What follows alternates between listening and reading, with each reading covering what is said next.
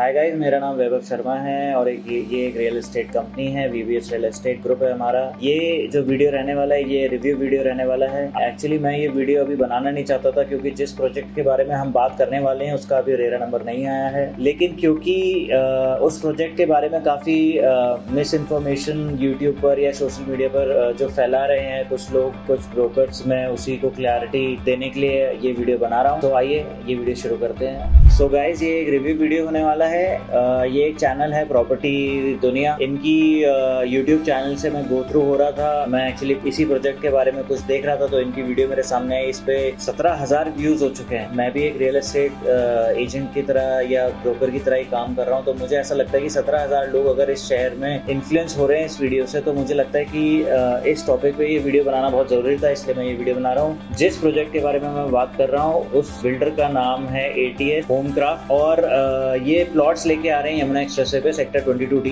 Yamuna expressway extremely well planned है। वहाँ पे जितने भी अलग अलग सेक्टर्स हैं वो अलग अलग फैसिलिटीज के लिए वो अलॉट किए गए हैं। इसलिए मैं बार बार कह रहा हूँ कि यमुना एक्सप्रेसवे दिल्ली और नोएडा से भी बेहतर शहर बनेगा। नोएडा और यमुना एक्सप्रेसवे के बीच में ग्रेटर नोएडा जो एक शहर है वो बीच में होने की वजह से हमेशा थोड़ा सा डल रहेगा। वहाँ पे हमेशा उतनी बसावट नहीं आ पाएगी जितनी नोएडा या यमुना एक्सप्रेसवे पे आएगी। अब इनकी वीडियो अगर मैं रिव्यू करता हूँ तो उसमें मैं पॉइंट्स वाइज आपको बताऊंगा कि जो इन्होंने कई बातें ऐसी बोली हैं बिल्कुल सही नहीं है। इतना मिसगाइड करना लोगों को, उनको हम थोड़ा सा क्लियर करेंगे। देखिए, मेरा काम अपना रिव्यू देना है, इनका काम अपना रिव्यू देना है। मेरे इनसे कोई ग्रजेस नहीं है एंड फाइनल डिसीजन बनाना वो आपका काम है। तो आइए शुरू करते हैं वीडियो। बाजार में जब भी कोई नया प्रोजेक्ट लॉन्च होने वाला होता है तो उसकी मार्केटिंग इतनी जबरदस्त होती है कि लोग अक्सर उसमें निवेश के लिए उत्साहित हो जाते हैं। बिल्डर्स और प्रॉपर्टी डीलर्स यही माइंडसेट बनाते हैं कि अभी नहीं लिया तो महंगा पड़ जाएगा। यमुना एक्सप्रेसवे पर आने वाले ATS प्लॉट्स के साथ भी कुछ ऐसा ही हो रहा है। तो इनका जो पहला पॉइंट मैं सुन रहा हूँ वो सबसे पहला पॉइंट यही है कि ये कहना चाहते हैं कि जितने भी रियल एस्टेट एजेंट्स जो कि दिल्ली एनसीआर में, those who all are working with ATS और अदर बिल्डर्स, वो एक हाइप बना रहे हैं कि अगर आप अभी इन्वेस्ट नहीं करेंगे तो रेट्स बढ़ जाएंगे। तो मैं ये कहना चाहता हूँ कि वो कोई हाइप नहीं बना रहे हैं, वो सही कह रहे हैं कि अगर आप इस टाइम पर अगर इन्वेस्ट नहीं करेंगे और अगर तो आपको बढ़ी हुई कीमतों पर ही प्लॉट्स या फ्लैट्स में इन्वेस्ट करना पड़ेगा। आपको जो रेट्स आज मिल रहे हैं वो आपको आने वाले टाइम में नहीं मिलेंगे। तो पहला पॉइंट तो इनका ये है कि मुझे लगता है कि अगर कोई भी रियल एस्टेट एजेंट अपने कस्टमर को ये बता रहा है कि यमुना एक्सप्रेसवे पे ये ठीक टाइम है एंटर होने का, तो वो गलत नहीं बता रहा है। आगे देखते हैं इनकी वीडियो। क्या इसकी लोकेशन वाकई प्रीमियम है या सिर्फ एयरपोर्ट के नाम पर महंगी बेची जा रही है? यदि यमुना एक्सप्रेसवे के 0 पॉइंट से इसकी दूरी नापें तो लगभग 22 किलोमीटर है, मगर सभी सेल्स पर्सन आपको इसकी दूरी किलोमीटर में नहीं बल्कि मिनट्स में बताते हैं। दूसरा पॉइंट जो मैं इनका सुन रहा हूँ वो ये कह रहे हैं कि मतलब इस प्रोजेक्ट की हम देखते हैं लोकेशन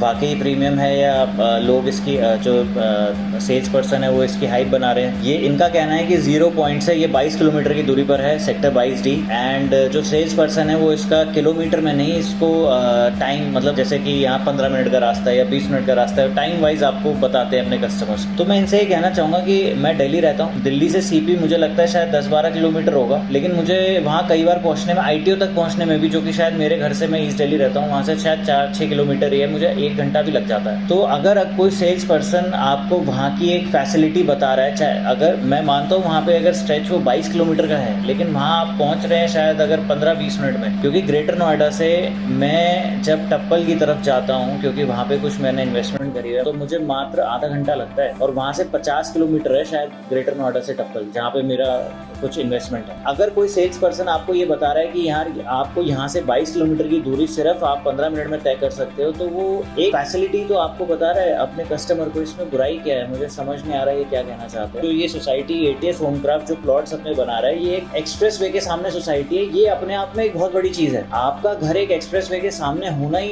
एक बहुत बड़ी चीज है। प्लस उसके आसपास भी आप देखेंगे ईस्टर्न पेरिफेरल एक्सप्रेस वे है, उसके बाद इधर greater Noida Noida express way है। आप दिल्ली भी आना चाहें तो आप बहुत जल्दी आएंगे। दिल्ली टू दिल्ली ट्रैवल करने में शायद आपको बहुत सारा टाइम लग जाएगा। आगे देखते हैं इनकी वीडियो।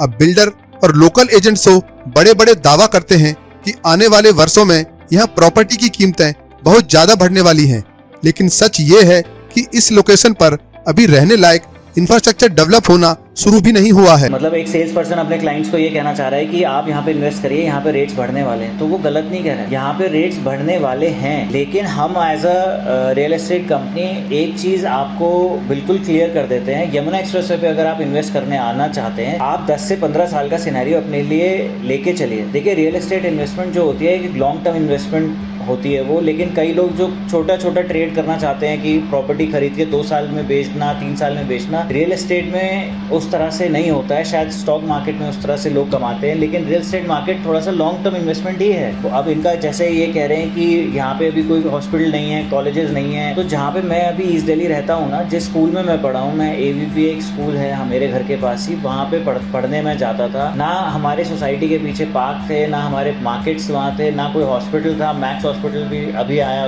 काफी टाइम बाद वहाँ पे बना है। तो जब वहाँ पे लोग रहने लगते हैं ना, तभी वहाँ का इंफ्रास्ट्रक्चर डेवलप होना शुरू होता है। तो किसी भी शहर को डेवलप होने में ना 10 से 15 साल लग जाते हैं। ईस्ट दिल्ली में जो मैंने अपना घर शायद मेरे पेरेंट्स ने 5 या 6 लाख में लिया था, आज वो 1.25 करोड़ 1 करोड़ 40-50 लाख का है। गेटेड सोसाइटी में अगर हम किसी भी तरह के प्लॉट्स में इन्वेस्ट कर रहे हैं, उसका मैच अथॉरिटी के प्लॉटों से है ही नहीं। इन्होंने कुछ एग्जाम्पल आगे दिए हैं कुछ बिल्डर्स के, जो कि अपने कुछ सोसाइटीज को डेवलप नहीं कर पाए थे। हम भी ऐसी किसी बिल्डर को आपको सजेस्ट नहीं करेंगे कि जो आपको ठीक टाइम पे पोजीशन ना दे पाए या फिर आपको वो सोसाइटी डेवलप ना करके दे पाए। लेकिन मैं ये वीडियो इसलिए बना रहा हूँ क्योंकि गेटेड सोसाइटी में जहाँ आपको प्लॉट मिल रहा है, उसको डेवलप करने के लिए बिल्डर को ज्यादा मेहनत नहीं करनी पड़ती, ज्यादा पैसा नहीं लगाना पड़ता। ATS ऑलरेडी एक बहुत ही रिनाउंड बिल्डर है। गेटेड सोसाइटी में अगर आप अपनी फैमिली के साथ रह रहे हैं, आपकी वाइफ, आपके बच्चे सब सिक्योर हैं, आपके बच्चे जब घर से बाहर निकलते हैं तो अथॉरिटी के प्लॉट्स की तरह वो सड़क पे नहीं होते हैं, वो एक गेटेड सोसाइटी के अंदर होते हैं। शायद एक पार्क के अंदर होते हैं, या शायद एक अच्छे प्लेइंग एरिया के अंदर होते हैं, या शायद एक क्लब हाउस के आसपास होते हैं। मुझे नहीं पता कि ये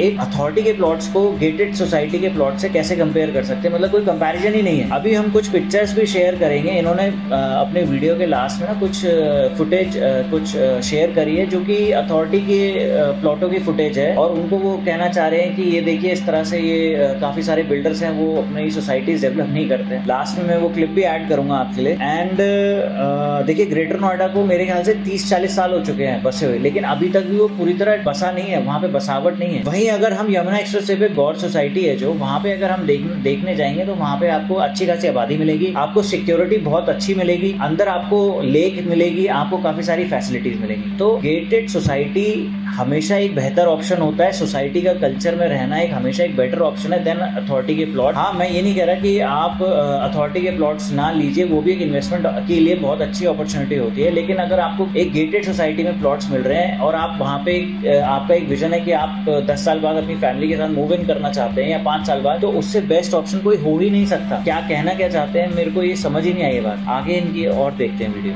70 एकड़ में आने वाली इस प्लॉटेड सोसाइटी में लगभग 600 प्लॉट्स होंगे, जिसमें 150 गज, 210 गज और 270 गज के प्लॉट्स लॉन्च किए जाएंगे, और जिनकी कीमत 1,25,000 रुपए प्रति वर्ग गज के हिसाब से बताई जा रही है।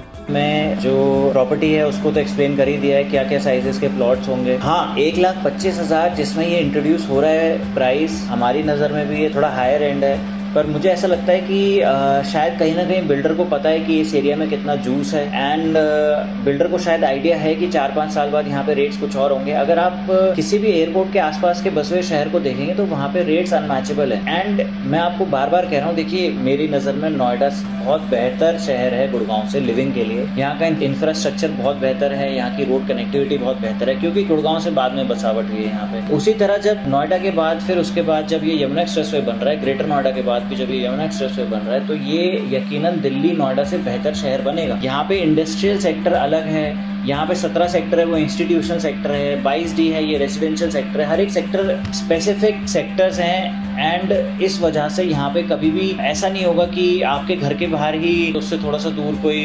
इंस्टीट्यूशंस भी खुले हुए हैं या फिर उधर कोई फैक्ट्री भी चल रही है। बहुत अच्छी लिविंग होगी यहाँ। एयरपोर्ट के पास होने से भी यहाँ पे बहुत बेनिफिट रहेगा। अब यहाँ पे इन्होंने एक पीछे पॉइंट बोला था, हम 0 पॉइंट से यहाँ यहाँ 22 किलोमीटर है, हम 0 पॉइंट से क्यों 22 किलोमीटर देखें। यहाँ पे IT हब्स आ रहे हैं, यहाँ पे सारी कंपनीज यहाँ पे मूव कर रही है इंडिया में। हो सकता है कि कई लोग यहाँ पे वो लोग मूव करना चाहें जो शायद एयरपोर्ट पर काम कर रहे हैं, या शायद उन कंपनीज में काम कर रहे हैं, या शायद नोएडा की कुछ MNCs में काम कर रहे हैं। अगर गुड़गांव में भी अगर वो लोग काम कर रहे हैं तो यहाँ पे मेट्रो कनेक्टिविटी भी हर तरह से बहुत बेहतर है। इंफ्रास्ट्रक्चर यमुना एक्सप्रेसवे का नोएडा और दिल्ली से बहुत बेहतर होगा। लेकिन अगर आप यमुना एक्सप्रेसवे की तरफ देख रहे हैं तो आप ये बात अपने माइंड में रखिए कि 2041 तक इनका प्लान है इसको डेवलप करने का। मिनिमम 5 से 10 साल आपको वेट करना है ताकि आपको वहाँ पे रहने लायक कंडीशंस मिले जिसकी ये बात कर रहे हैं अपनी वीडियो में, या फिर आपको अपनी प्रॉपर्टी में अप्रिसिएशन मिले।